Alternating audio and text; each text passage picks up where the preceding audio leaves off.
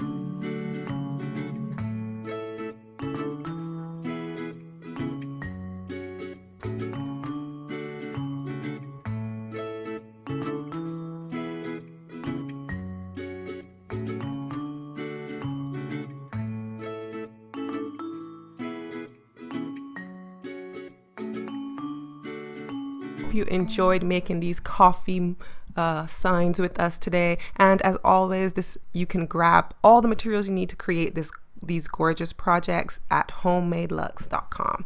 See you next time.